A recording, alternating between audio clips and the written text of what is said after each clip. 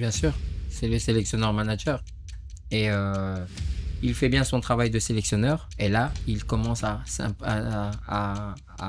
laisser son empreinte, ou en tout cas de démontrer qu'il n'est pas intéressé que par les Léopards A, mais il est intéressé par le management d'un football national. C'est une très bonne chose parce que depuis très longtemps, l'équipe nationale congolaise était devenue la risée de toutes les équipes continentales. À deux reprises, nous avons raté d'un cheveu la qualification pour la Coupe du Monde. Je pense qu'avec le sérieux aujourd'hui de Sébastien Desabre, je pense qu'on ne perdrait pas, en tout cas, cette qualification que nous avons perdue contre la Tunisie à la maison. La gestion de l'équipe nationale d'après la qualification, elle est chaotique. C'est à chaque match que les filles sont dirigées par un sélectionneur différent ou un entraîneur différent, pour ne pas parler des sélectionneurs. Elles partent au Maroc avec Lamia Boumedi, elles viennent au Sénégal avec un autre, et là face à l'Ouganda c'est un autre. C'est ce qui se passe avec l'Olympique de Marseille. C'est à l'Olympique de Marseille de redéfinir et de trouver l'homme de la situation. Je ne pense pas que De Zerbi soit l'homme de la situation par rapport à sa gestion du problème avec Chancel Mbemba. Le problème de Chancel Mbemba est un vrai problème parce que Chancel Mbemba, sur le terrain, peut-être que l'Olympique de Marseille ferait de meilleures performances. Il y a plus de concentration que les autres, mais après quand on voit les derniers résultats, on se dit est-ce que c'est Marseille va tenir jusqu'à janvier, on ne sait pas. Ce match est perdu par une mauvaise entame de la rencontre. Ils encaissent les premiers buts déjà dès la 7e minute. C'était déjà compliqué. Après, il y a ces cartons rouges qu'ils prennent à la 20e et ils prennent 3 buts à la première période. Je crois que Marseille n'a pas existé sur ces matchs. Aujourd'hui, on sait d'avance que l'Olympique de Marseille va perdre. Même les parieurs de paris sportifs savent déjà directement qu'ils vont miser, même si la cote est de 1-1, 1-0-1, ils vont miser le Paris Saint-Germain gagner sans un exploit de l'Olympique de Marseille, où ils vont quasiment mettre un handicap de 3 buts parce qu'ils savent que ça ne va pas simplement être une victoire, mais une victoire écrasante du Paris Saint-Germain. Il faut féliciter l'homme, hein. Il faut féliciter l'homme avec tout ce qu'il a apporté au niveau du FC Barcelone, la transformation qu'on a vue, l'envie de gagner aujourd'hui qui anime le FC Barcelone, qui n'a pas aussi fait un mercato si fort, et c'est presque avec la majorité de ses anciens joueurs et de jeunes venus de la Masia. Ça, c'est déjà très encourageant. Mais sur cette défaite, je pense que c'est une défaite tactique de Carlo Ancelotti, qui n'a pas compris qu'il fallait analyser profondément les matchs de Barça face au Bayern de Munich. C'est quelque chose d'exceptionnel. D'abord, bravo au FC Barcelone, qui malgré des problèmes financiers, arrive à se ressourcer grâce à sa pépinière. Deuxièmement, Flick détruit le Real Madrid, oui, parce qu'il a suffi d'un discours dans les vestiaires, et on a vu ce Barcelone revenir et en une dizaine de minutes assommer le grand Real de Madrid. Et puis il y a un facteur qu'il ne faut pas oublier aussi, Kylian Mbappé ne s'est pas encore totalement intégré. Et je ne pense pas qu'il faudra qu'on parle d'un Real moins performant par rapport à l'année passée, mais qu'on parle plutôt d'un Real qui doit s'adapter aux réalités de cette saison. Ah, mais les ballons d'or de Modric, c'est une punition contre Cristiano Ronaldo parce qu'il quitte les Real. Il ne faut pas qu'on se voile la face. On connaît la saison qu'a fait Cristiano Ronaldo. Mais à cette allure-là, il faut éliminer le ballon d'or. À cette allure-là. Et je ne voudrais pas qu'on discrédite le ballon d'or au point d'en faire des choux gras qui pourraient faire que les gens se désintéressent du ballon d'or. Parce que ça reste quand même un trophée important. Mais moi, sur ces ballons d'or, ma perception est que c'est une sanction de l'UEFA contre le Real Madrid, contre Florentino Pérez peut-être.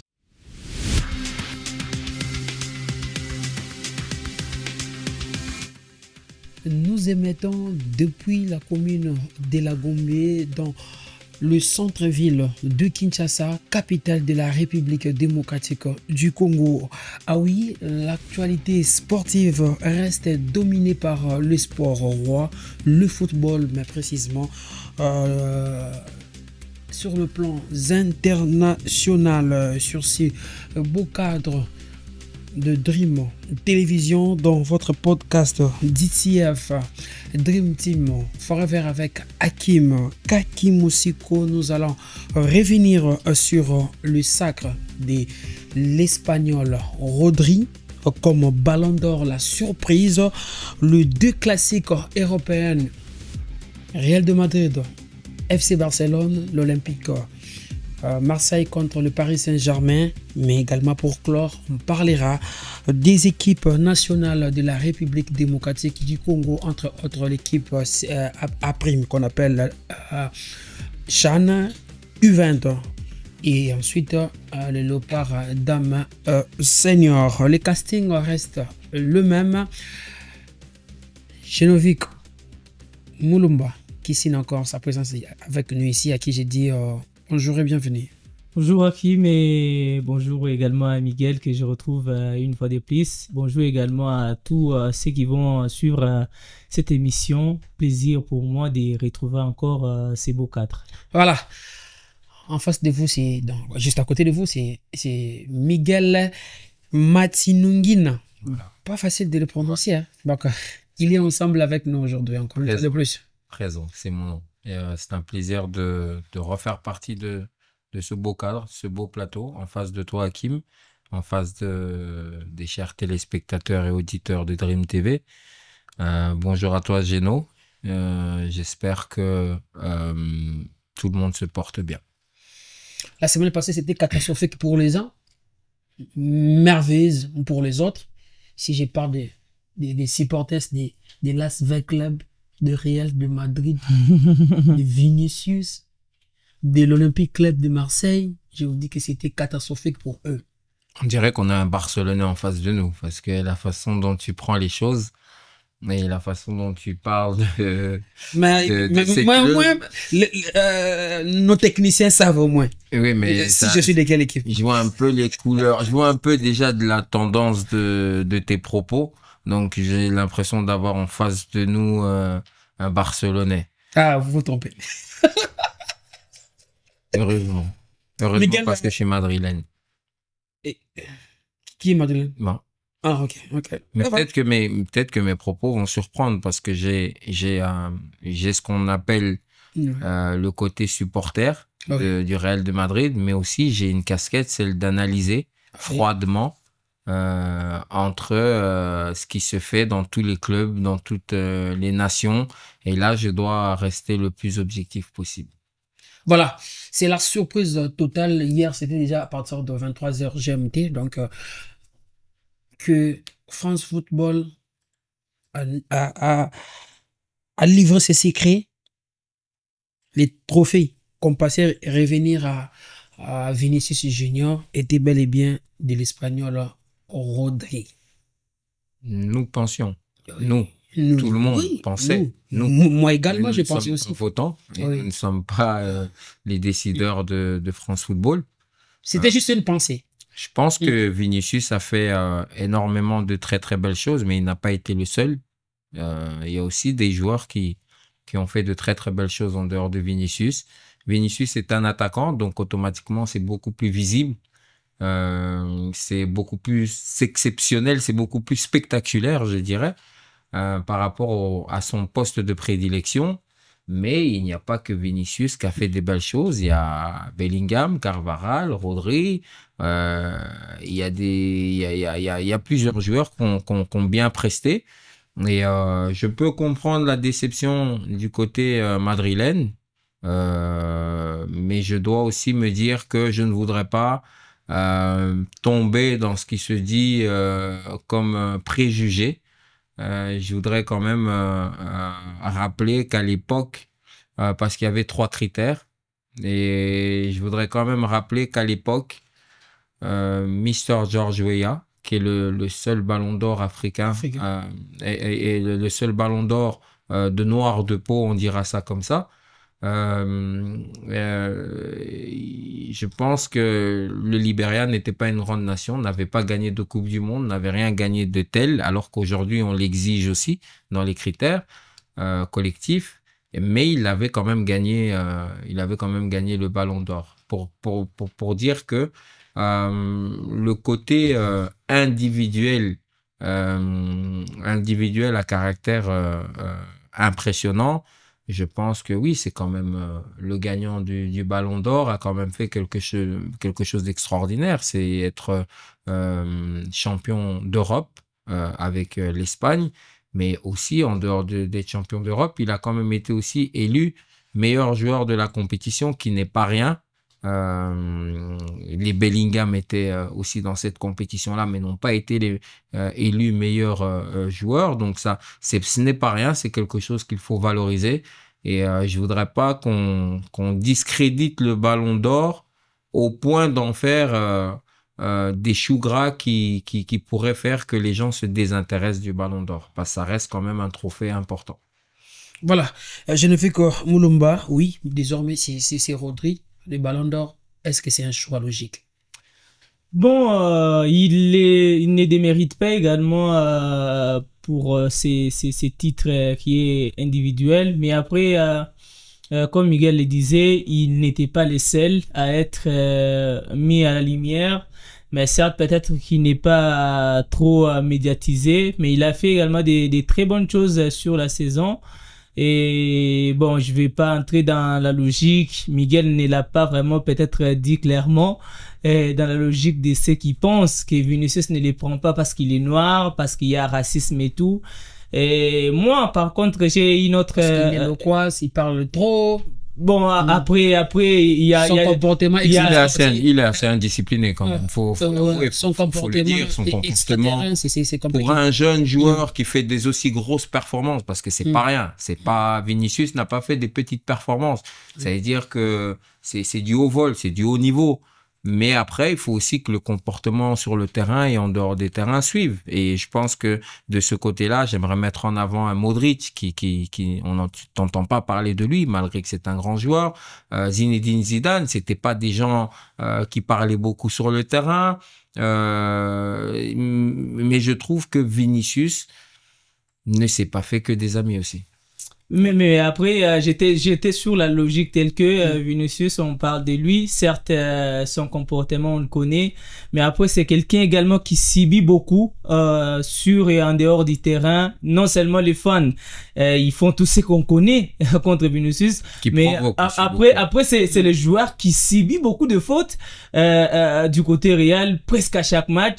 Ça sent qu'il y a des joueurs qui viennent, il y a des fanatiques qui viennent déjà sur le terrain pour s'attaquer. Déjà, en venant sur le terrain, ils viennent pour s'attaquer à Vinicius. Et parfois, il est obligé par rapport à son caractère de faire une légitime défense. Ce qui n'est pas également bien pour sa carrière parce qu'il peut également les gérer d'une autre manière. Mais moi, sur ces ballons d'or, ma perception est que c'est une sanction de l'UEFA contre le Real Madrid, contre Florentino Pérez peut-être. Parce qu'on a sorti beaucoup de raisons et surtout en lisant l'interview du patron de France Football, j'ai compris beaucoup de choses également là derrière. Il a parlé du Ballon d'Or qui était resté secret. Je me demande comment le Real a si en avance que c'est Rodri qui l'avait pris pour ne pas faire ses voyages. Il parle d'un Ballon d'Or enfin qui est donné à un joueur espagnol. Mais est-ce que c'est pour enfin qui est donné à un joueur espagnol, mais est-ce que c'est pour ça qu'il aurait plus de valeur? On devrait plutôt parler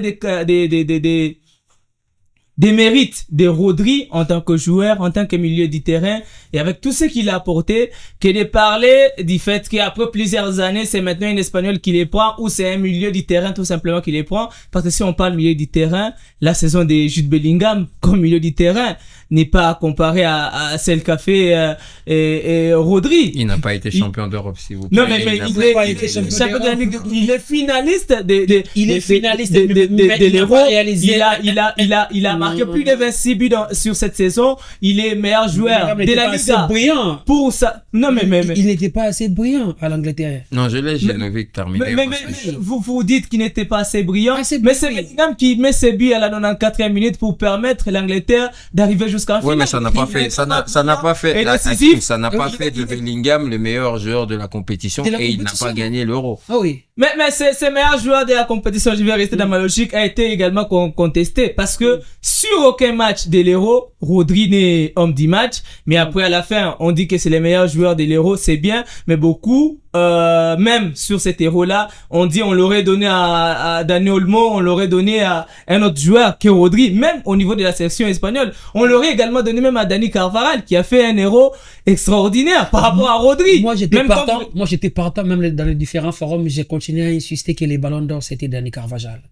Moi, je ne voyais pas Vinicius terminer Ballon d'Or. Mais je voyais les performances réalisées par ce défenseur sous-côté. Sur 60, attendez, 2 secondes. Il a tout sur 68 éditions, Hakim. Oui. Tu as combien de défenseurs en dehors de Beckenbauer et de Cannavaro? Exactement, c'est ce que je suis en train de dire, que maintenant, aujourd'hui, les défenseurs sont sous-côté. Il faut que ça reste, faut que ça reste spectaculaire. Je pense que c'est le Ballon d'Or. Il faut que ça reste, il faut que ça ait un caractère exceptionnel et spectaculaire. Carvajal n'est pas spectaculaire. Il a tout gagné, mais il faut savoir qu'il y a eu, en fait, il y a un jeu. Il y a eu Vinicius qui a beaucoup contribué pour que Carvajal ait ses titres. Ça veut dire qu'il y a Rodri qui a énormément. C'est aussi, Dani Carvajal a aussi contribué. C'est ce que je suis en train de dire. Maintenant, à faire plusieurs nombres de passes. C'est ce que je dis. Maintenant, c'est vrai qu'il était aussi en finale. Je n'enlève pas. Parmi les plus majeurs de la Hora. Je n'enlève pas les mérites de Carvajal quand je dis ça. Mais il y a quand même déjà 2 joueurs sur qui Carvajal bénéficie de leur apport personnel et extraordinaire pour avoir justement ces titres-là que vous êtes en train de parler. Il faut départager, il faut donner la part à chacun parce qu'un gâteau, ça ne se mange pas tout seul. Il y a des parts qui sont données à chacun et c'est vrai que Carvajal a sa part du gâteau, mais elle n'a pas la taille de Vinicius. Son morceau, sa part de gâteau n'a pas la taille de Vinicius ou celle de Rodri. Deuxième chose, je voudrais parler de ce discours du président de l'UEFA. Enfin, un joueur espagnol. Mais où est le problème? Il n'a pas tort parce qu'il y a Xavi et Iniesta qui auraient pu gagner des ballons d'or à des moments, mais qui ne l'ont pas gagné. Et personnellement, je pense que France Football, dans ses choix de choisir Lionel Messi ou Cristiano Ronaldo ou Modric à l'époque, beaucoup ont décrié aussi, comme ils sont en train de décrier aujourd'hui pour Vinicius, beaucoup ont décrié pourquoi ce n'était pas Iniesta, pourquoi ce n'était pas Ribéry alors qu'ils avaient fait des grandes saisons. Mais on peut pas mettre tout le monde sur le podium. Il y a 30 joueurs nominés et il faut choisir le meilleur joueur. Donc le discours du président de l'UEFA n'est pas tellement mauvais parce qu'il a raison, parce que aujourd'hui si Iniesta avait gagné son ballon d'or, il dirait pas ce discours-là parce que il y aurait eu déjà un joueur espagnol à gagner le ballon d'or. Et il faut pas oublier pourquoi il dit ça. L'Espagne a gagné la Coupe du Monde, l'Espagne a gagné des Coupes d'Europe, mais il y avait toujours pas de joueur espagnol comme ballon d'or. Comme en 2018, mais en 2024, est-ce que la division des voix des joueurs du Real de Madrid a permis à Rodri de rafler ses trophées? Moi, je pense que les gens veulent nous brandir ça pour dire que Vinicius rate ses ballons d'or parce qu'il y a Bellingham et Dani Carvajal dans les top 4.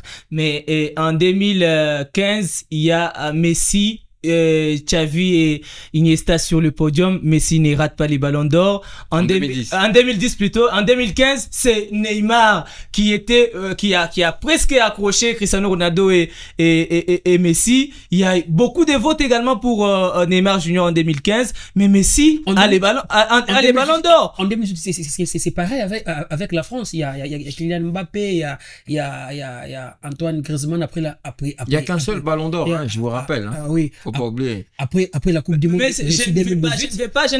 Après aussi, vous savez une chose. Déjà même de la voix à Modric de remporter.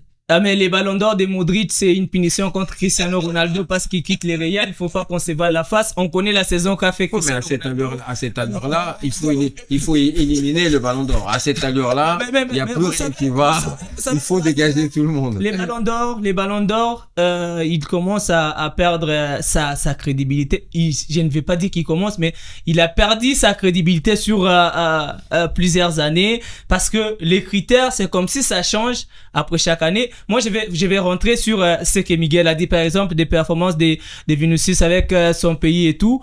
Mais vous avez médiocre, hein. Vous avez les classements. Oui, moi je ne dis pas que Vinicius c'est le seul qui méritait totalement, mais je pense que beaucoup aussi auraient mérité à la place de Rodri. Je rentre au classement. Vous avez un joueur comme Lautaro Martinez.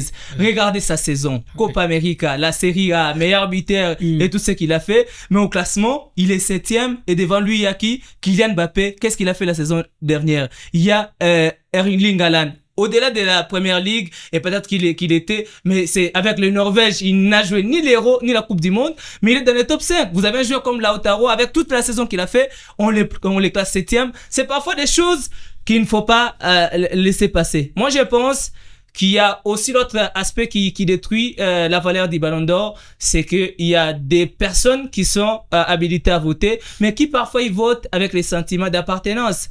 Vous imaginez un journaliste du Salvador qui ne met même pas Vinicius dans le top 10 de son vote.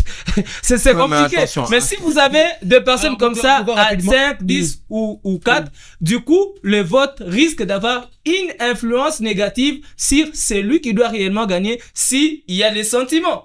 Parce qu'un Congolais, journaliste congolais, il risquerait de mettre Chancel Mbemba devant même Rodri par rapport à la saison. Parce qu'il est Congolais, il veut voir un Congolais gagner le Ballon d'Or et ça peut influencer négativement. Oui, mais attendez 2 secondes. Sadio Mané a été victime de ça.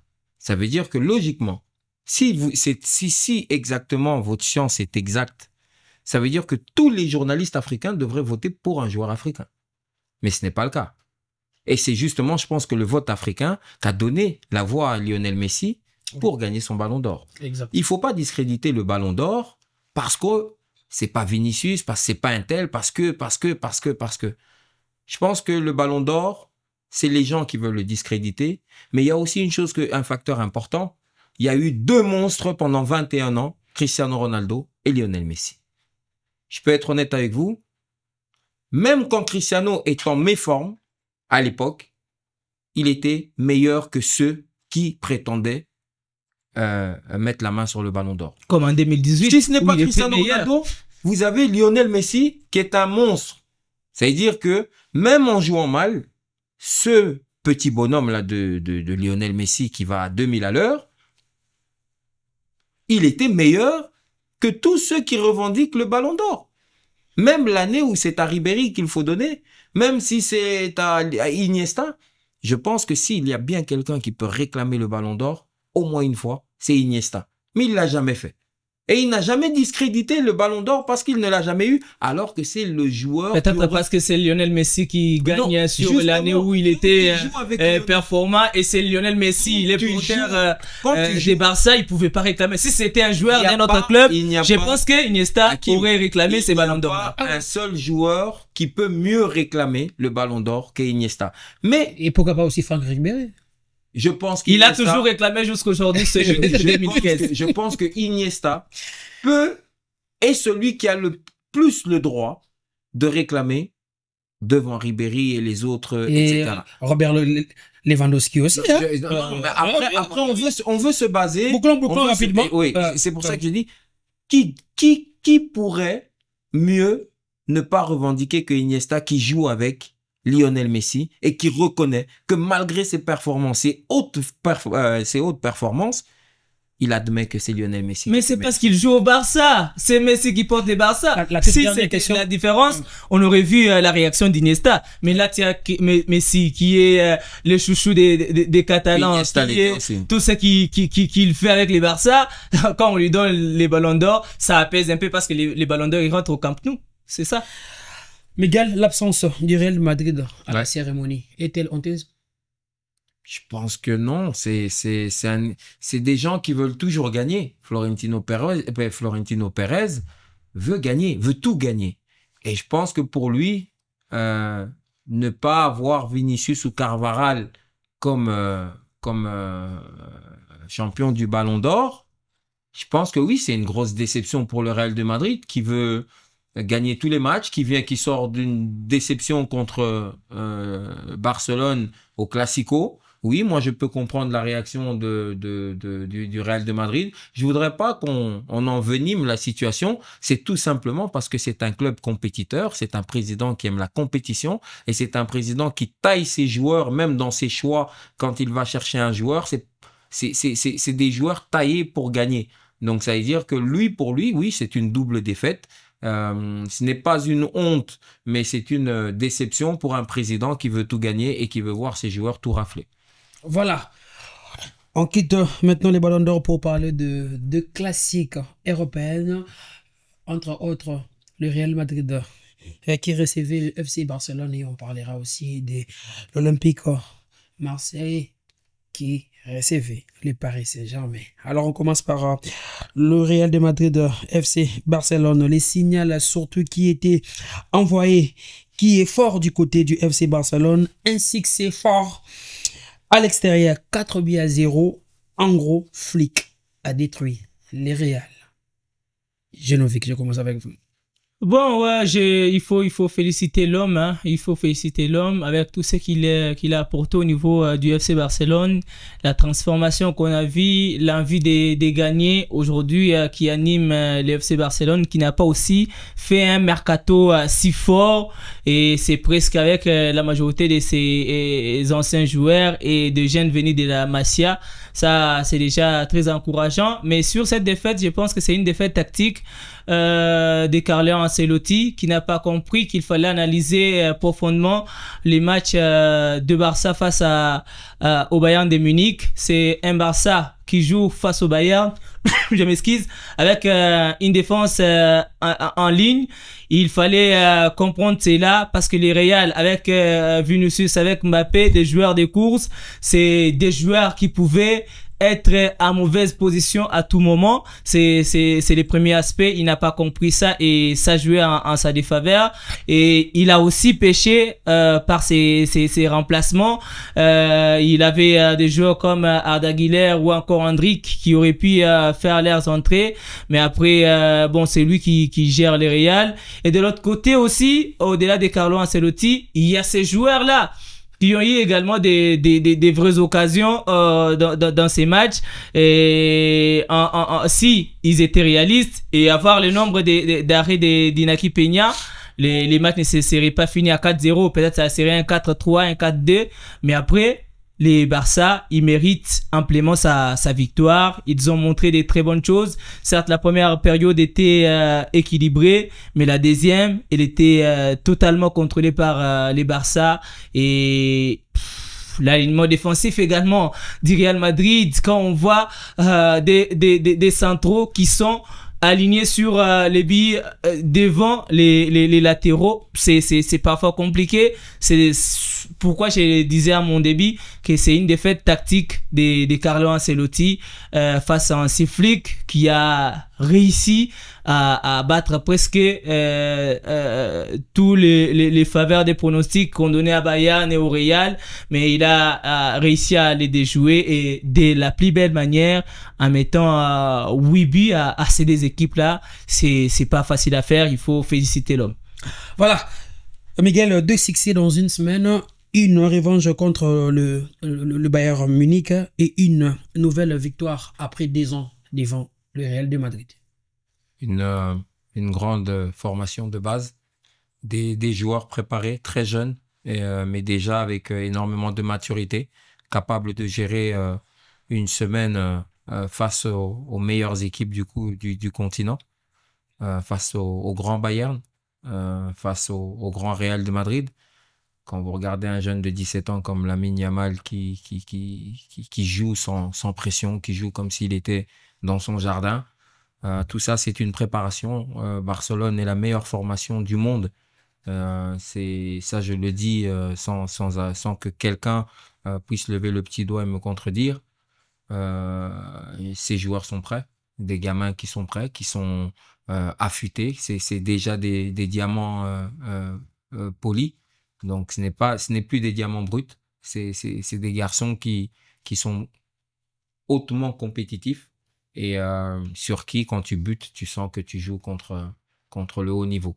Et ça, c'est quelque chose d'exceptionnel. D'abord, bravo au FC Barcelone, qui, malgré des problèmes financiers, arrive à se ressourcer grâce à sa pépinière. Deuxièmement, Flick détruit le Real Madrid. Oui, parce qu'il a suffi d'un discours dans les vestiaires et on a vu ce Barcelone revenir et en une dizaine de minutes assommer le grand Real de Madrid. Et puis, il y a un facteur qu'il ne faut pas oublier aussi. Kylian Mbappé ne s'est pas encore totalement intégré. Kylian Mbappé est encore en période d'adaptation. Il est en train de s'acclimater. Parce que Kylian voulait absolument marquer lors du Classico. Et le fait d'avoir tellement cette envie de marquer faisait que Kylian Mbappé perdait de la lucidité, perdait cette position tactique. Parce que Kylian Mbappé, isolé, quand il démarre, aucun défenseur du monde ne peut le rattraper.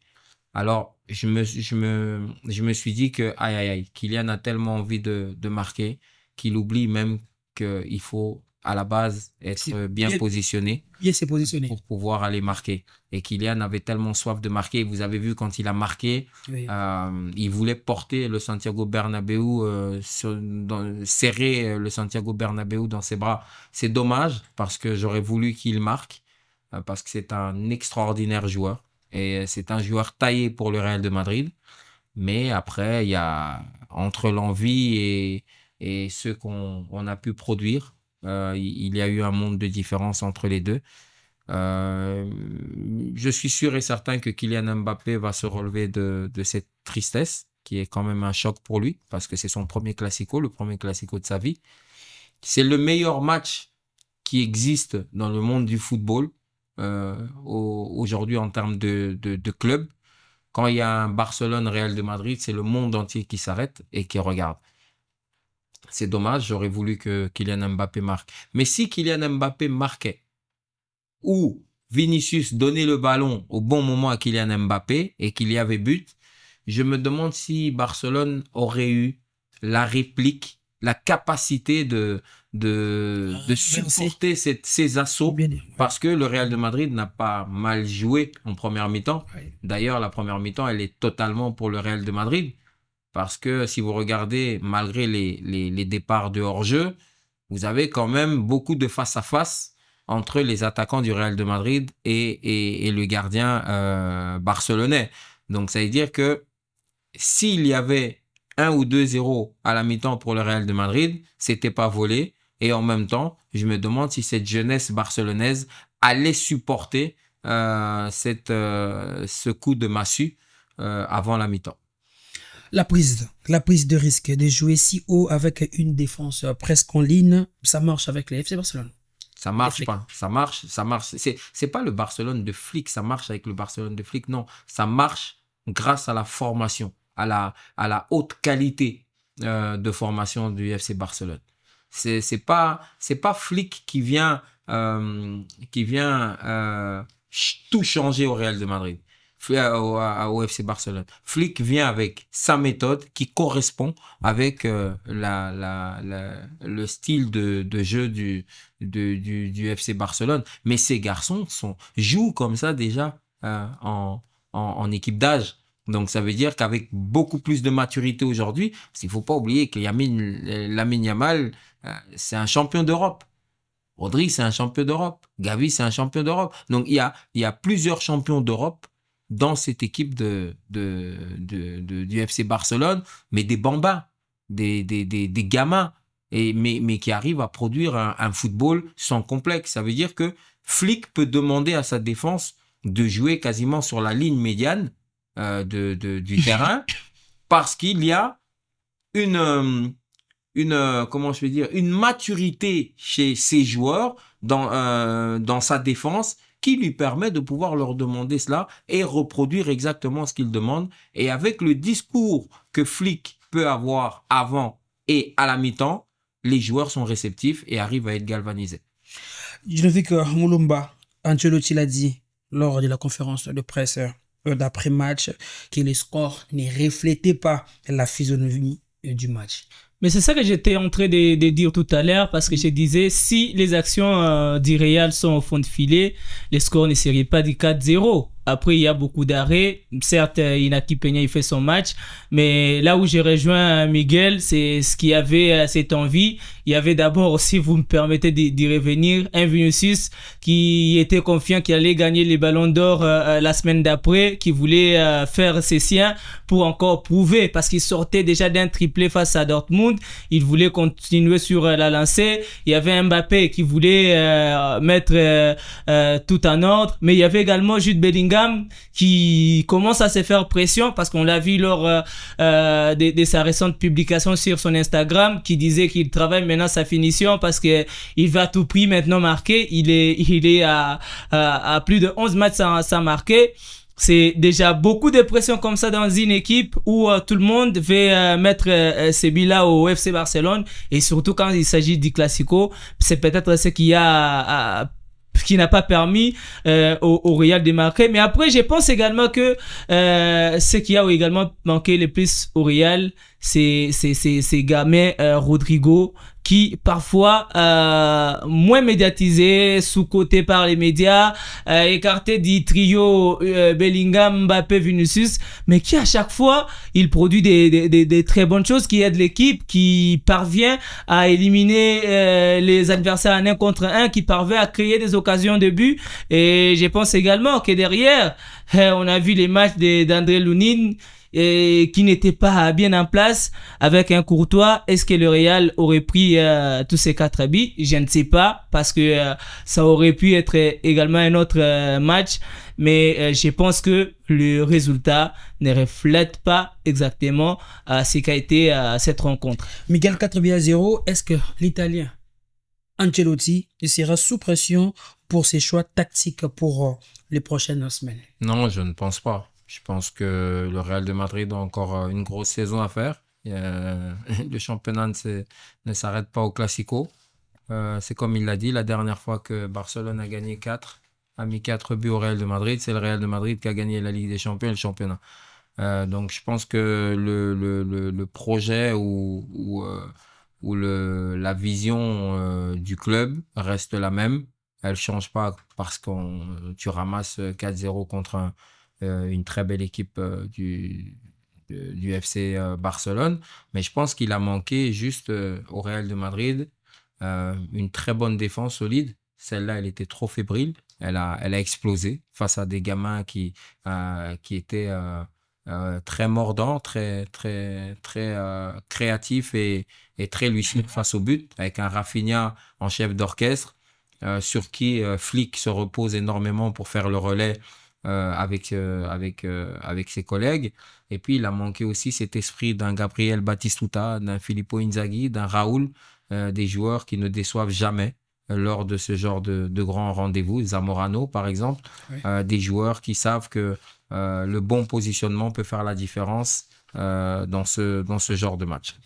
Voilà, Geneviève, est-ce qu'on peut dire que ce Real est moins fort que celui de la saison dernière? Je pense que c'est un Real qui doit encore s'adapter, qui doit encore presque tendu, hein. Qui doit encore s'adapter. On a parlé ici de l'importance de Rodri avec l'Espagne et Manchester City, mais il ne faut pas aussi oublier que l'importance la saison passée de Toni Kroos avec ces Real-là, c'est les joueurs qui n'est pas là avec ces Real. Il y a changement des plans tactiques du Real avec l'arrivée de Kylian Mbappé. On est encore en train d'adapter des choses. Non seulement Kylian doit s'adapter avec les Real d'Espagne, mais les Real également doivent s'adapter avec un nouveau système où on doit intégrer Kylian Mbappé. C'est compliqué, mais dire que c'est moins performant, je ne pense pas.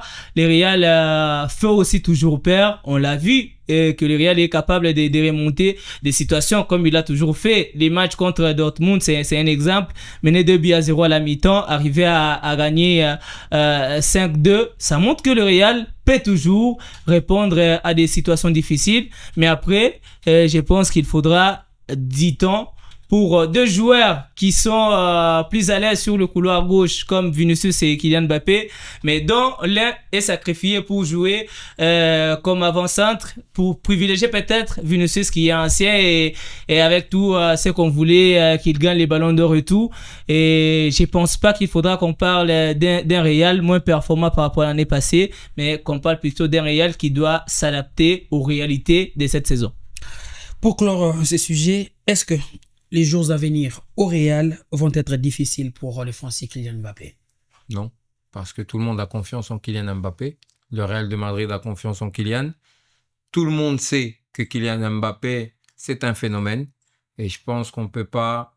je pense qu'un club va pas détruire un joueur parce que de toute façon, Kylian Mbappé n'a pas raté son premier classico. Non, il l'a pas raté. C'est juste que il y a eu quelques mauvaises appréciations de sa part. Il y a eu quelques mauvais choix, mais l'envie, on ne pouvait pas le retirer à Kylian. Il avait envie de marquer, il a joué, il a couru, il a fait les kilomètres qu'il fallait, il a bougé, il a essayé des choses, il a tenté des choses. Et ça reste dans les mémoires des connaisseurs. Et Florentino Pérez, est l'un des présidents les plus connaisseurs du monde du football, comme l'était Silvio Berlusconi. Donc je pense que non, on ne va pas remettre en cause un Kylian Mbappé qui est un superbe joueur parce qu'il n'a pas marqué ou parce que le Real de Madrid n'a pas gagné face à cette très très belle équipe du FC Barcelone. Est-ce qu'aujourd'hui on peut dire que c'est les grands retours du FC Barcelone de Serge Matabaro que j'ai sali ou bien de Fonseca Massianga? On peut dire que c'est les retours. Oui. Ou de Soukaina, le FC Barcelone. Voilà. Les Tizon Dombele.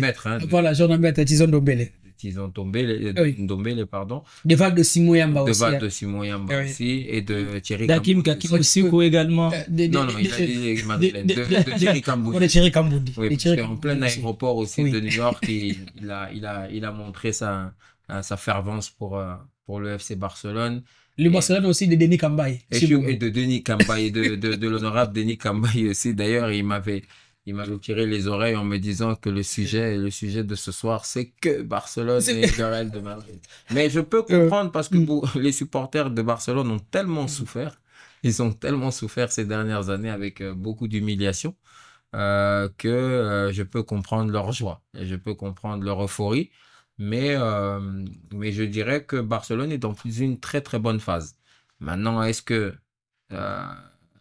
dans leur moins bonne phase, est-ce que ce Barcelone va persister à nous offrir ce si beau football, ou cette équipe va craquer à un certain moment, ou une fois que les équipes adverses auront compris les failles ou les faiblesses de cette équipe, mettra la pression sur cette équipe, voir un peu comment elle va réagir. Est-ce que cette équipe est capable de reproduire ses performances 20 matchs d'affilée? Est-ce que les garçons à un certain moment ne vont pas connaître une certaine fatigue physique, mentale? Est-ce que avec la Ligue des Champions, le championnat, les matchs des équipes nationales et la Coupe du Roi qui arrive aussi, est-ce que cette équipe va rester la même? Parce qu'il faut savoir tourner, et c'est là où le Real de Madrid a un banc très très large, avec des Goulet, avec des Henrik, avec des Diaz, avec Modric qui est sur le banc. Donc on se rend compte que le Real de Madrid n'a pas encore développer son meilleur football cette année, alors que le FC Barcelone est déjà en train de montrer un certain niveau précoce dans ce championnat, ou en tout cas dans cette saison sportive 2024-2025. Alors, bonne chance au FC Barcelone pour la continuité de la saison. Donc, et bonne chance aussi pour le Real de Madrid, les FC Barcelone de notre CEO, le gentil Mapendo, Luco, et pourquoi pas aussi des divins poteaux. Ce sont des Barcelonais, même s'ils restent en cachette là. Mais aujourd'hui, ils ont tendance à vraiment bomber le torse. À bomber le torse, et à ressortir parce que pendant très longtemps, on les a vus faire profil bas et presque à devenir des supporters du Real de Madrid. 12 ou 16 ans consécutives, le Paris Saint-Germain continue d'imposer sa suprématie devant l'Olympique Club de de Marseille. On commence par là. Je commence avec vous. Quelle valeur vous accordez à la victoire parisienne 0-3? Ouais, le Paris Saint-Germain qui cette saison ne convainc pas, mais face à l'Olympique de Marseille, il fallait le faire. C'est une victoire très importante, c'est un match très précieux pour les Parisiens et surtout les gagner au Vélodrome, c'est encore plus précieux. Mais après, c'est Marseille, il commence un peu à inquiéter. On est encore au début de la saison, alors qu'ils avaient bien entamé. On disait que Desailly est arrivé, il met des nouvelles choses. Il a promis beaucoup et beaucoup. Alors, on disait qu'il allait continuer sur ces gros matchs. Et lui, qui n'a pas beaucoup de pression parce qu'il n'a pas de compétition européenne à gérer, qui y a plus de concentration que les autres. Mais après, quand on voit les derniers résultats, on se dit, est-ce que c'est Marseille va tenir jusqu'à janvier? On ne sait pas. Ce match est perdu par une mauvaise entame de la rencontre. Ils encaissent les premiers buts déjà dès la 7e minute. C'était déjà compliqué. Après, il y a ces cartons rouges qu'ils prennent à la 20e et ils prennent 3 buts à la première période. Je crois que Marseille n'a pas existé sur ces matchs. Marseille n'a pas existé. Mais le Paris Saint-Germain aussi, il n'est pas si puissant que ça. C'est une victoire non révélatrice parce que ce n'est pas le vrai Paris Saint-Germain qu'on a vu sur les dernières années. C'est un Paris qui inquiète lorsqu'il faut gagner les vrais matchs.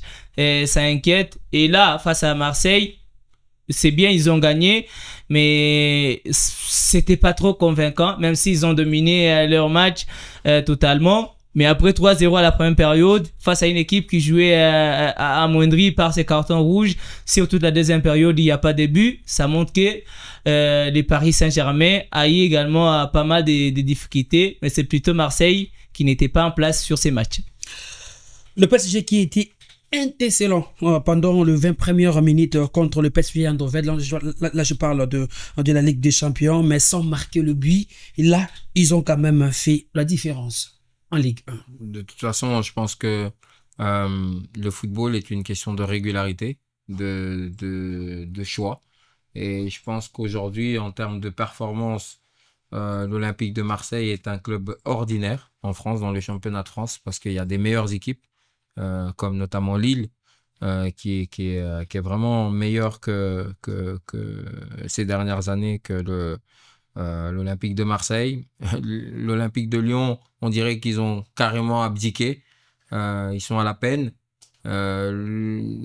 La domination du Paris Saint-Germain, c'est un projet qatari. C'est un programme qui dure depuis 10-15 ans maintenant, 10 ans je pense.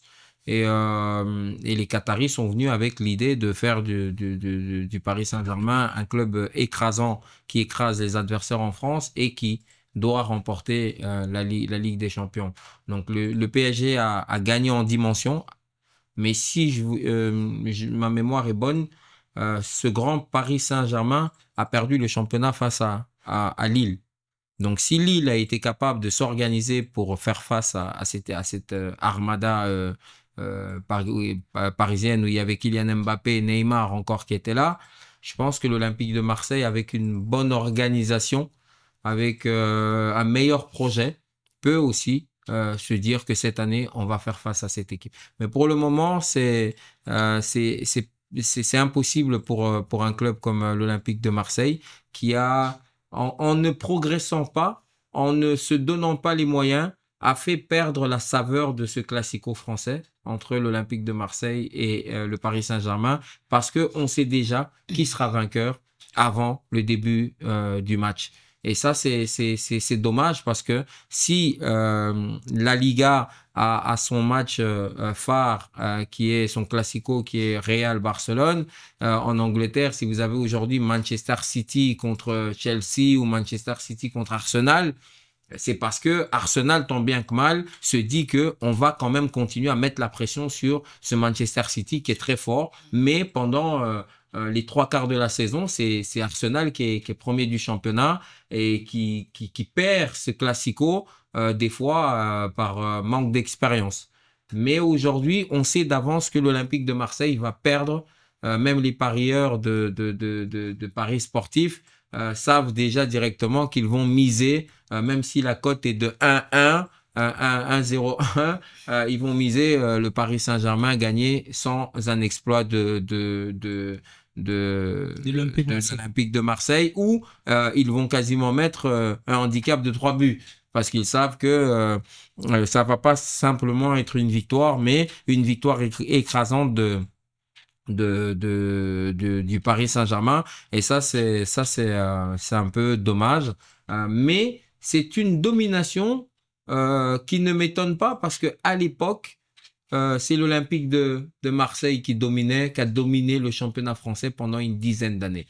Et c'est à l'Olympique de Marseille de revenir plus fort avec une nouvelle stratégie pour contrer son rival de toujours. Voilà.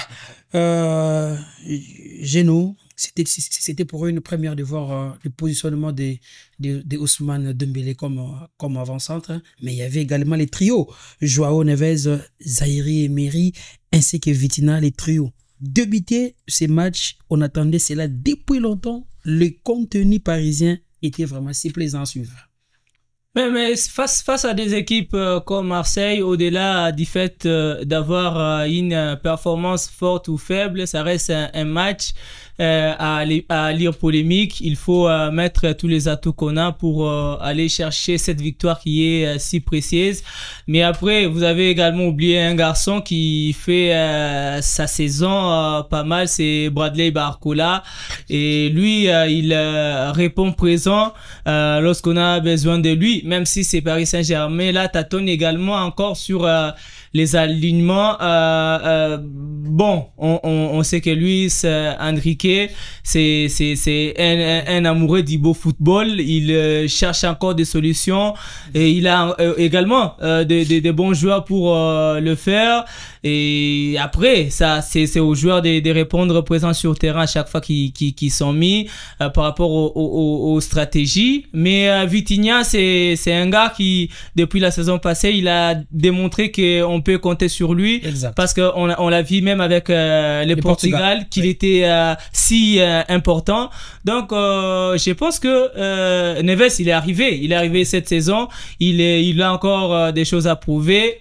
Dembélé, il a déjà commencé à prouver. J'ai dit, il a encore des choses à prouver parce que les Paris Saint-Germain, en gros, les Parisiens gagner la Ligue 1, c'est très normal. On veut voir ces paris-là très loin en Ligue des Champions et aujourd'hui, c'est encore loin d'être fait. On veut voir ces Neves, on veut voir ces Ousmane Dembélé qui, on ne sait pas quand il est bon ou quand il n'est pas bon. Parfois, quand on l'attend, il déçoit. Parfois, quand on l'attend pas, il fait des bonnes choses. C'est un gars, après tout le parcours qu'il a, tous les clubs qu'il a traversés, qui devrait être plus responsable que les autres parce que lui, au moins, il a connu plus de pression que beaucoup d'entre eux. Et il est passé par d'autres mondes. Il était à Barcelone avant de chuter au Paris Saint-Germain. Donc, il est passé par tous les coups. Il a joué les Bayern, il a joué les Real Madrid et tous ces grands clubs-là. Et si il ne peut pas prendre ses responsabilités au niveau du Paris Saint-Germain, et si aujourd'hui, les Paris Saint-Germain doivent compter sur un gamin comme Bradley Barcola, c'est à lui plutôt de se mettre en cause. Mais ça reste un bon joueur, même si parfois les poteaux lui est difficile. Miguel, il y a aussi le même constat que je ne l'a fait, c'est aussi du côté de l'Olympique de Marseille. Ouais. Pas des 11 types. Jusque-là, Roberto Deserbi continue toujours à partager. Oui, est-ce que c'est l'homme de la situation d'abord? C'est ça le problème, parce que l'Olympique de Marseille a besoin n'a pas besoin d'un médecin généraliste. Peut-être que c'est d'un chirurgien qu'il a besoin, l'Olympique de Marseille. Et Deserbi, si c'est un généraliste, à un moment donné, il peut calmer une hémorragie. Mais on l'a bien vu la saison passée, que l'Olympique de Marseille, c'est un cratère, et en dessous du cratère, il y a le volcan. Et ça, il y a la larve, hein. Donc, c'est ça l'Olympique de Marseille. On essaye tant bien que mal, mais on ne prend pas le temps de s'arrêter et de pouvoir redéfinir redonner une identité à l'Olympique de Marseille. Je pense que l'Olympique de Marseille a été en moment de perdition quand il a perdu Robert Louis-Dreyfus. Quand l'Olympique de Marseille a perdu Robert Louis-Dreyfus. Là, on a senti que l'Olympique de Marseille, attention. L'Olympique de Marseille a commencé à perdre de la santé au départ de Bernard Tapie. Donc, ça veut dire que c'est le penseur, la personne qui avait l'ADN comme l'avait Silvio Berlusconi au Milan AC. Et vous voyez bien que malgré que le Milan AC fait des bonnes performances, même en Ligue des Champions, vous sentez que ce n'est pas le Milan AC de Berlusconi. Et c'est ce qui se passe avec l'Olympique de Marseille. C'est à l'Olympique de Marseille de redéfinir et de trouver l'homme de la situation. Je ne pense pas que De Zerbi soit l'homme de la situation par rapport à sa gestion du problème avec Chancel Mbemba.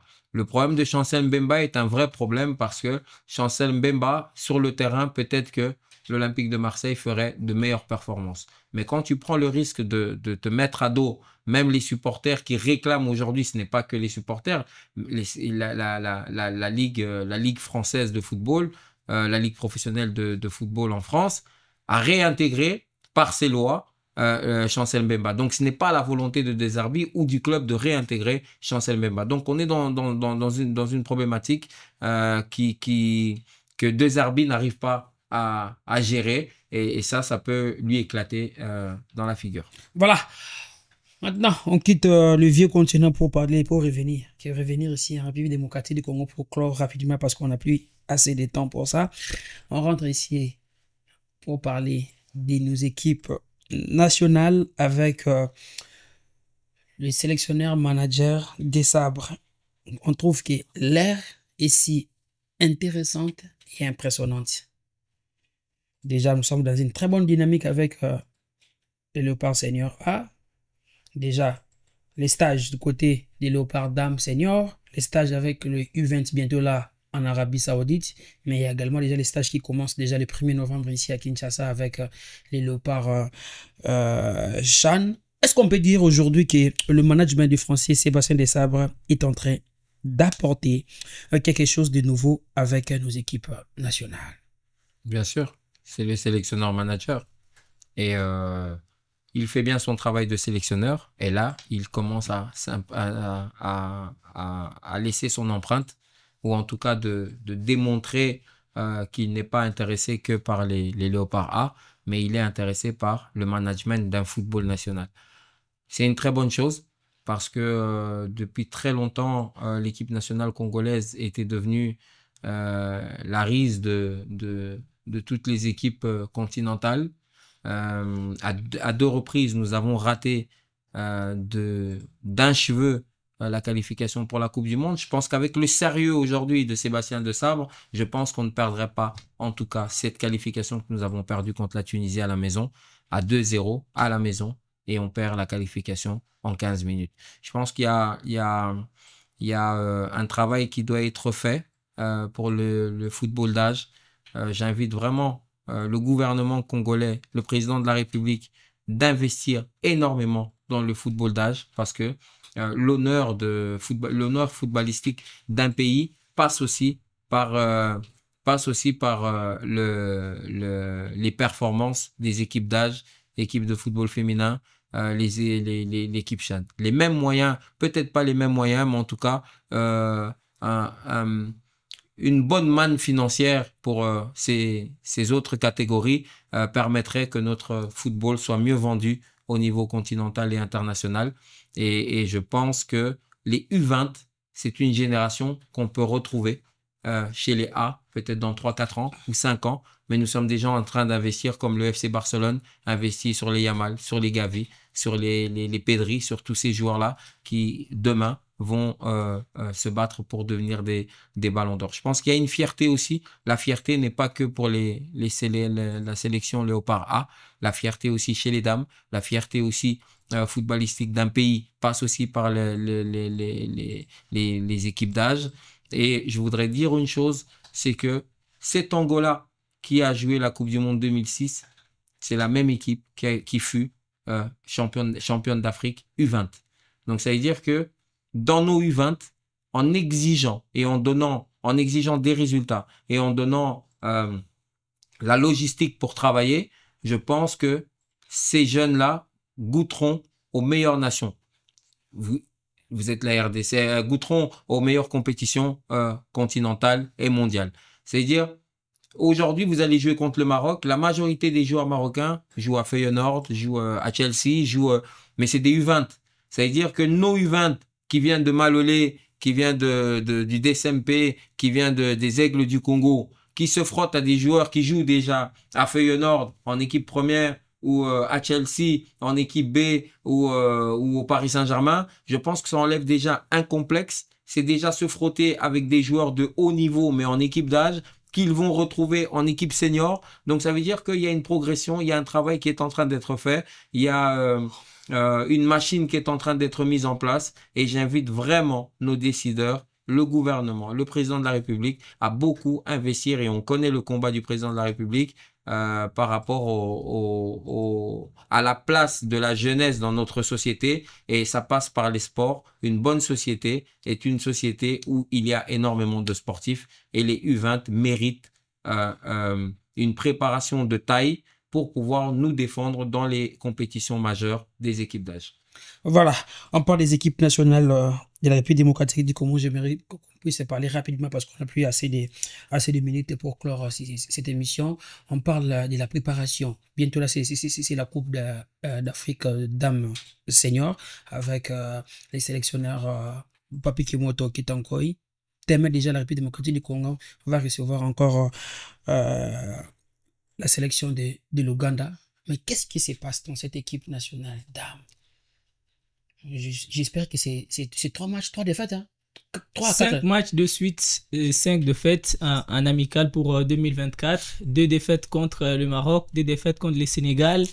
Et là, on prend la 5e contre l'Ouganda. Je pense que le problème de notre équipe nationale féminine aujourd'hui, ce sont les décideurs qui mettent beaucoup des sentiments personnels à la place de privilégier l'équipe. On était sur une bonne dynamique, même si on a raté les Jeux Olympiques après un nil face à l'Afrique du Sud et une défaite au match retour.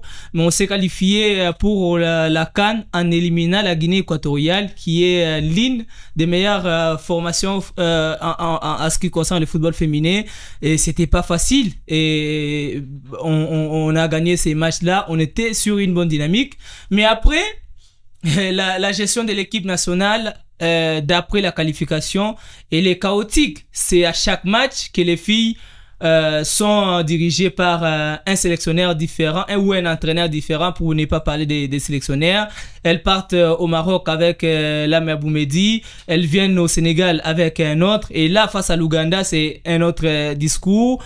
On parle de Papi Kimoto sélectionneur, mais lui il veut pas, il est déterminé, il est clair, il veut pas travailler avec cette sélection sans contrat. On a sélection Sébastien Desabre avec les hommes qui a un contrat, qui a un salaire. Vous voulez amener Kimoto à la tête de la sélection féminine sans papier, c'est compliqué. Il était là pour qualifier l'équipe, il l'a fait, il a gagné la Guinée équatoriale, mais après il avait clairement dit en conférence d'après-match que sa mission était terminée. S'il fallait la renouveler, il fallait le faire de la plus belle manière. Il est aujourd'hui à Kinshasa, mais hier il n'était pas à l'entraînement avec les filles. Ça montre que malgré son soutien à ses filles, parce que lui, à l'entendre parler, il ne peut pas travailler dans un climat où les jeunes dames qui à qui on donne des billets d'avion pour venir au rassemblement, à qui on paye les hôtels chers, mais quand elles jouent, elles sont pas payées elles-mêmes. C'est compliqué. Comment vous voulez que les gens travaillent comme ça? Vous avez au moins l'argent pour payer un billet d'avion Turquie, Kinshasa, Paris, Kinshasa, Arabie Saoudite, Kinshasa. Vous avez les moyens pour payer Béatrice, Novotel et tout, mais vous n'avez pas les moyens pour payer ces filles-là que vous appelez pour jouer. C'est là où c'est... Est-ce que c'est payé ou c'est en crédit? Ça, il faut déjà essayer de savoir si c'est réellement payé ou pour pouvoir comprendre pourquoi les filles ne sont pas payées. Moi, je ne suis pas d'accord. Hein. Moi, je suis pas d'accord. Je pense que même les U20, même les filles doivent recevoir leur gain. Mais je me demande si, en arrivant et que les joueuses ou les joueurs ne reçoivent pas leurs finances, je me demande, est-ce que c'est un crédit qu'ils ont eu chez Béatrice parce qu'il y a des relations? Est-ce que c'est par rapport à une agence de voyage qui ont des relations qui fait que cela? Moi, je voudrais juste dire une chose. C'est là où moi, j'attendrais du ministre des Sports une petite réunion, hein, je pense, avec le football dames, pour comprendre pourquoi 5 matchs, 5 défaites, alors qu'il y avait déjà une très bonne dynamique. Avec le même jeu. Avec les mêmes joueurs. Mais c'est là aussi... Ça pose problème parce que on parle des mêmes joueurs, c'est bien, mais après je pense que l'autre fois Sébastien Desables le disait, avec une équipe nationale tu peux appeler Wissa aujourd'hui, mais les matchs d'après il est blessé avec Bedford, tu ne l'appelles pas parce que c'est Wissa. Mais c'est ce qui se passe avec l'équipe nationale féminine, on appelle des joueuses en termes de leur nom. Aujourd'hui il y a des joueuses qui pendant la qualification elles jouaient à un club X ou Y, mais après la qualification elles ne sont plus dans ces clubs-là, et ça fait aujourd'hui plus de 5 mois qu'elles ne jouent pas, mais elles sont toujours appelées à l'équipe nationale. C'est déjà là où ça casse. Voilà là où il y a le bas blesse. Maintenant, pour mettre le doigt dessus, c'est là où moi, parce que les fédérations sont les organes techniques de l'État. Les équipes nationales appartiennent à l'État.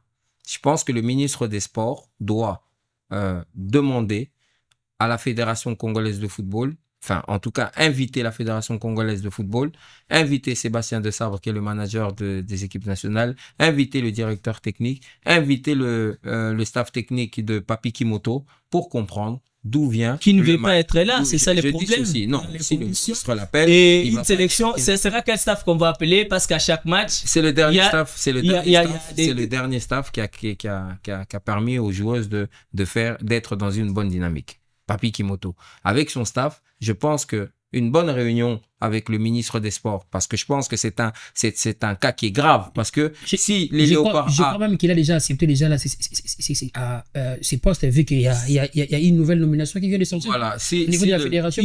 On a nommé un entraîneur adjoint, et à la surprise de tout le monde, et c'est un peu choquant pour moi. Je ne sais pas comment une équipe nationale comme celle de la RDC, avec tout ce qu'il y avait, moi je vais rester dans ma logique. Vous savez, Papi Kimoto, déjà au départ c'est quelqu'un qui n'a pas vécu dans les milieux du football féminin, mais on a besoin de quelqu'un comme Papi Kimoto, parce qu'avec les filles il faut quelqu'un qui tape la main sur la table, la rigueur. Mais autour de lui on doit lui mettre des gens qui maîtrisent le sillage du football féminin. Moi j'ai des propositions. Vous avez coach Sandra, qui y a entraîné la majorité de ces filles-là en 2015 avec les U20 dames. Vous avez Magui Safi, qui y a également eu la majorité de ces filles-là avec des SMP Bikira ou encore avec les football club féminin Mazembe. Ce sont deux potentiels qu'on doit mettre autour de Kimoto. Et déjà, lorsque la RDC se qualifie avec pour la CAN, c'est Magui Safi qui est adjoint de Papi Kimoto. Mais à la surprise générale, on écarte Safi de la sélection, on amène la Marocaine des Mazembe. Là, on est dans les problématiques. On est dans les problèmes. S'il vous plaît, je peux finir. Ok. On amène la Boumedi, il y a des changements là. On ne sait pas pourquoi, on ne donne pas des vraies raisons. Mais aujourd'hui, on nous amène un deuxième entraîneur adjoint à la formation des Célestes de Kinshasa pour être sélectionneur adjoint des dames. C'est par rapport à quelle preuve qu'il a fait pour qu'on lui donne ces postes-là. Aujourd'hui, les problèmes aussi avec nos équipes d'âge et les équipes féminines, c'est que on fait des nominations en termes des affinités. Les gens qui décident de nommer ou de sélectionner, ne les font pas par rapport à la méritocratie, mais on fait parce que c'est les purs petits des tels. Il faut qu'ils soient là pour qu'ils gagnent. Et ça ne va pas aider notre équipe féminine à avancer. Là, on est dans des supputations. Là, on est dans les peut-être, etc. On est quand même face aux téléspectateurs. Faut qu'on leur donne des faits qui sont vérifiables, qui sont vrais, qui sont capables de nous donner la lumière sur la chose. Quand je dis que le ministre des Sports doit intervenir, oui, il doit intervenir. Parce qu'il y a ce que j'entends que tu es en train de dire ici, il y a des problèmes. Exactement. Et c'est autour d'une table qu'on va résoudre ces problèmes-là. Par les accointances, les appartenances, les ethnies, les colos et tout ça, on n'en a pas besoin. On n'a pas besoin de savoir qui a travaillé avec ces filles-là, qui n'a pas, qui mérite d'être là. Non, je pense qu'il y a un problème. Et si ce problème était chez les Léopards A, le ministre des Sports aurait déjà trouvé une solution. Et je pense que pour les femmes ou pour les U20, je pense que le ministre des Sports aussi, c'est dans ses prérogatives, c'est de se dire une réunion avec toutes les parties, il faut des solutions parce que il faut pas qu'il n'y ait que les Léopards A qui sonnent dans l'oreille du chef de l'État. Il faut aussi que les problèmes des dames ou des U20, des équipes d'âge, doit aussi sonner dans les oreilles du chef de l'État. Okay? Ça doit aussi arriver aux oreilles du chef de l'État pour qu'on trouve des solutions parce que ce soit les Léopards A, les dames ou les équipes d'âge, ils mouillent le maillot national et c'est pour l'honneur du pays. Voilà, nous sommes vraiment arrivés à la fin. En 30 secondes, vraiment, j'aimerais que nous puissions parler de la liste des 36 présélectionnés des Otis Ngoma. Je le sais très bien que la liste ne fait jamais l'unanimité, mais est-ce que le choix est quand même appréciable?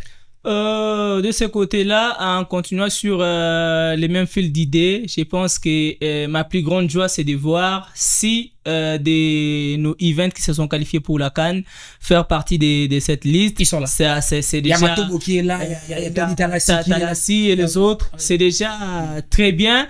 Lorsqu'on progresse dans une équipe nationale et on suit chaque étape, on grandit non seulement en termes d'esprit, mais on grandit aussi en maturité parce qu'on a franchi toutes les étapes. On comprend aussi l'importance de porter les maillots nationaux et les défendre. Déjà, c'est bien également pour Otis Ngoma de découvrir. Mais moi, je suis un peu pessimiste par rapport à ces stages qui va aller d'idée au neuf et qui va également empêcher les championnats nationaux qui souffrent déjà beaucoup par rapport aux flux aériens et tout. Et prendre 9 joueurs, par exemple, à Maniema Union, ça va demander à la Linafoot de suspendre les matchs de Maniema Union sur cette tranche-là. On prend 6 joueurs de Mazembe, ça va également demander pourquoi le coach Otis, certes, il a fait sa liste, mais pourquoi ne pas superviser ces joueurs-là avec leur club pendant les matchs de la Linafoot? Parce que on va jouer à la fin du mois de décembre et peut-être faire un petit stage au début du mois de décembre, ça ferait mieux. Le faire maintenant, est-ce qu'il devait connaître ces joueurs? Parce que pour la majorité, ce sont des joueurs qu'il ne connaît pas. Il n'a pas assisté au championnat national. Je pense qu'il y avait des gens, des membres du staff ou la direction technique qui a pu détecter ces gènes, mais lui-même qui était en France pour un long moment, qui ne connaît pas, peut-être qu'il veut s'acclimater déjà avec ces joueurs. Mais la période pour moi n'est pas mieux choisie parce que c'est une période qui tombe déjà hors la fenêtre FIFA. Ça va empêcher aux clubs qui ont plus de joueurs, des joueurs LMA du championnat national qui souffrent déjà, je le disais. C'est peut-être la difficulté, mais la liste elle reste bonne parce que la majorité des joueurs sont ceux qui étaient sur la bouche des analystes. Voilà, c'est une liste des 36 qui sera réduite pour la double confrontation face au Saoudi du Tchad. Ça sera déjà entre le 20 et le 29 décembre. Ce n'est pas mal la liste, mais moi je suis peut-être contre le fait qu'on organise un stage d'idées au 9 novembre qui va handicaper sur certains matchs du championnat national qui est sur une bonne voie. Miguel. Du 9 septembre, ce n'est qu'une semaine. Oui. Donc ce n'est pas... c'est pas comme s'il partait un mois et qu'il prenait les joueurs du club pendant un mois. Donc, je pense que prendre les 36 joueurs pendant une semaine, je pense que les clubs doivent collaborer. Faut pas oublier qu'Otis Ngoma a été énormément critiqué au dernier CHAN. Il y a Kemanye, Maïnian et Mazembe qui vont un peu souffrir les restes. Mais- Là, c'est un joueur, deux joueurs. C'est l'honneur Oui. du club aussi. C'est l'honneur de ces clubs-là, d'avoir des internationaux, des équipes d'âge. Je pense qu'en termes de publicité, en termes de vitrine, en termes de palmarès et de statistiques, je pense que c'est une bonne chose aussi pour la valeur marchande de ces joueurs-là qui appartiennent à nos grands clubs. Oui, Otis a besoin de cette semaine pour travailler avec ses joueurs, parce qu'un schéma tactique, quand vous voyez Flick aujourd'hui imposer un schéma tactique à des joueurs et ce schéma tactique correspond aux joueurs, mais je pense qu'il faut aussi donner à Otis Ngoma sa semaine du 2 au 9 pour pouvoir peaufiner, faire comprendre aux joueurs quel est le schéma tactique. Vous savez, il y a beaucoup de joueurs qui n'ont jamais joué ensemble aussi.